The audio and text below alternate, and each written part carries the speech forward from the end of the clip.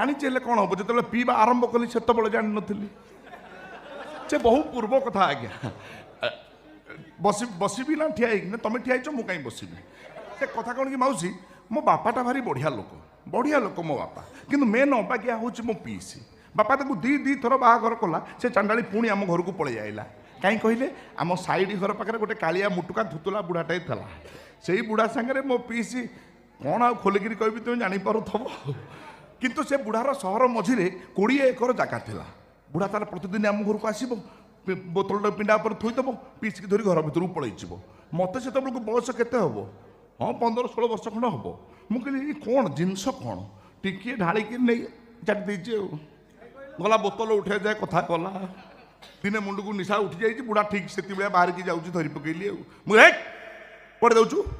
ସେଟା ମାଳିଆ ଖେଳ ଦେଖିବୁ ତୁ ଏଠି ସେଗୁଡ଼ା ହେଇପାରିବନି ଖେଳ କରୁଛୁ ତୁ ପଇସା ଦେବୁ ଗୋଟେ କାମ କର ସେ ଯେଉଁ 20 ଏକର ଜାଗା ଅଛି ତାକୁ ମୋ ନାଁରେ କର ବୁଢ଼ା ଡରିଗଲା ଆଡ଼େ ତ ପ୍ରେମ ନିଶା ଘାରିଛି ସମ୍ପତ୍ତି ଯାଉ ତାର କ'ଣ ଭାସି ଯାଉଛି ସେ 20 ଏକର ଜାଗା ସେ ମୋ ନାଁରେ ରେଷ୍ଟି କରିଦେଲା